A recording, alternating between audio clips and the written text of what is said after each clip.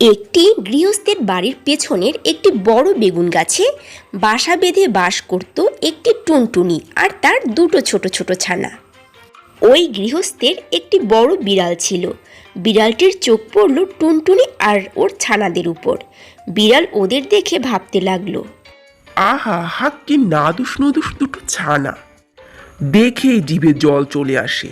কতদিন ধরে টুনটুনি পাখির মাংস খাই না, সেই কবে খেয়েছিলুম, এখনো জিভে স্বাদ লেগে আছে। কিভাবে টুনটুনি আর ওর ছানাদের খাওয়া যায় তা ভাবতে হবে। যাই গিয়ে দেখি কায়দা করতে পারি কিনা। এরপর বিড়াল টুনটুনি পাখির বাসার কাছে গেল আর নিচ থেকে টুনটুনিকে জিজ্ঞাসা করলো, কি করছিস লা টুনটুনি? বিড়ালের এই কথা শুনে টুনটুনি প্রথমে ঘাবড়ে গেল আর মনে মনে বলল, বিড়াল এত নরম সুরে আমার সাথে কথা বলছে কেন? নিশ্চয়ই কোনো মতলব নিয়ে এসেছে। টুনটুনিও বুদ্ধি করে উত্তর দিল, পেন নাম হই মহারানী। বিড়ালকে মহারানী বলাতে বিড়ালের খুব গর্ব হলো। মনে মনে ভাবল, এত সুন্দর করে যখন মহারানী বলল, তাহলে আজকে না খেয়ে বরং কালকে খাই।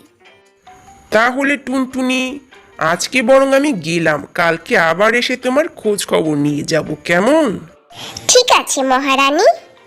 বিড়ালকে মহারানী বলাতে খুশি হয়ে বিড়াল এবারের মতো ওখান থেকে চলে গেল। যাক, টোটকায় কাজ হয়েছে। আমার ছানাগুলো এখনো অনেক ছোট, উঠতেও পারে না ঠিকভাবে। ওদের নিয়ে যে অন্য কোনো বড় গাছে উঠবো তারও কোনো উপায় নেই। ছানা দুটো যতদিন না বড় হচ্ছে, বিড়ালের সাথে এভাবেই ব্যবহার করে ছানাদের রক্ষা করতে হবে। আর না হলে আমার ছানাদের তো খাবেই, আর আমাকেও ছাড়বে না। পরের দিন বিড়াল আবার ওই বেগুন গাছের তলায় এসে হাজির হলো। তারপর আবারও টুনটুনিকে জিজ্ঞেস করলো, কি করছিস লা টুনটুনি? টুনটুনিও আবার আগের মতোই উত্তর দিল। পেন নাম হই মহারানী। টুনটুনির মুখে আবারও মহারানীর কথাটি শুনে খুশি হয়ে বিড়াল ফিরে গেল। এর মধ্যে টুনটুনির ছানাগুলো উড়তে শিখে যায়। টুনটুনি ওদের পরীক্ষা করার জন্য বলে, বাচ্চারা, তোরা উঠতে পারবি? হ্যাঁ মা, পারবো।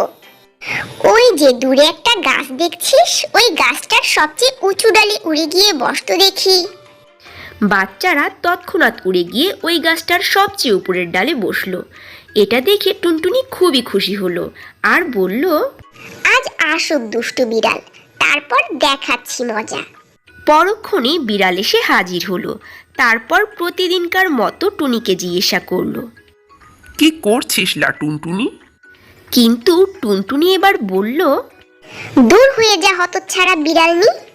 টুনির মুখে এই কথা শুনে বিড়াল তো বেজায় রেগে গেল।